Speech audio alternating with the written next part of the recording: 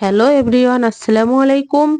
Welcome back to my channel. আজকে আমি আপনাদের সঙ্গে শেয়ার করব একেবারে রাস্তার পাশের দোকানের মতো ঘুগনি। কথা না বাড়িয়ে চলে যাচ্ছি মূল রেসিপিতে।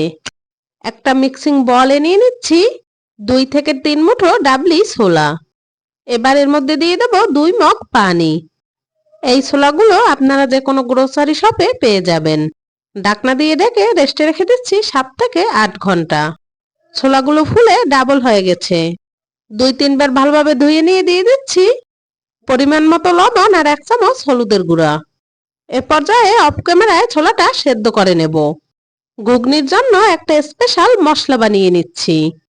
চুলে একটা প্যান বসিয়ে দিয়ে দিচ্ছি 2টা এলাচ আর 2টা শুকনো মরিচ। দিয়ে দিচ্ছি 1 চামচ করে জিরা, ধনিয়া আর মৌরি। ভালোভাবে ভেজে গুঁড়ো করে নেব। চুলে আবারও একটা প্যান বসিয়ে দিয়ে দিচ্ছি সাদা তেল। আরো দিয়ে দেবো গোটা গরম মশলা। এবার দিয়ে দিচ্ছি কুচি করে কেটে নেওয়া পেঁয়াজ। আরো দিয়ে দেবো ছোট ছোট করে কেটে নেওয়া আলু। সবকিছু নাড়িয়ে চাড়িয়ে ভেজে নেব। দিয়ে দেবো 2-3টার মতো কাঁচামরিচ কুচি, স্বাদ মতো লবণ আর 1/2 চামচ হলুদের গুঁড়া।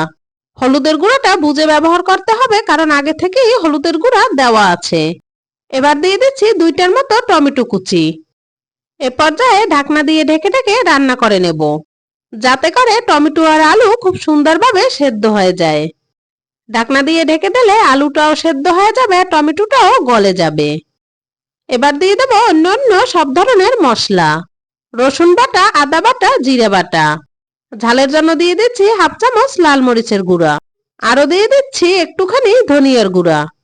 পানি দিয়ে দিয়ে মশলাটা খুব ভালোভাবে কষিয়ে নিতে হবে। মশলাটা খুব ভালোভাবে কষানো হয়ে গেছে, মশলা থেকে তেল ছেড়ে গেছে। টেস্ট ব্যালেন্সের জন্য দিয়ে দিচ্ছি একটুখানি চিনি। আবারও ভালোভাবে মিশিয়ে নেব। এ পর্যায়ে দিয়ে দেবো আগে থেকে সেদ্ধ করে নেওয়া ছোলা। ছোলাটা কিন্তু খুব সুন্দরভাবে সেদ্ধ হয়েছে। মশলার সাথে ছোলাটা খুব সুন্দরভাবে মিলিয়ে নিতে হবে। আরও এখানে ব্যবহার করছি আগে থেকে বানিয়ে নেওয়া স্পেশাল মশলা। এ পর্যায়ে 5 মিনিটের মতো রান্না করে নিলেই ঘুগনি কিন্তু একেবারে রেডি। চুলা থেকে নামিয়ে একটা প্লেটে নিয়ে নিচ্ছি। উপর থেকে দিয়ে দিচ্ছি পেঁয়াজ কুচি। আরো দিয়ে দেবো টমেটো কুচি আর কাঁচামরিচ কুচি। দিয়ে দেবো স্পেশাল ভাজা মশলা। ঘুগনিটা দেখতে কতটা লোভনীয় লাগছে, খেতেও কিন্তু মাশাআল্লাহ দারুণ হয়েছে। আপনারা কিন্তু বাড়িতে অবশ্যই একবার ট্রাই করবেন।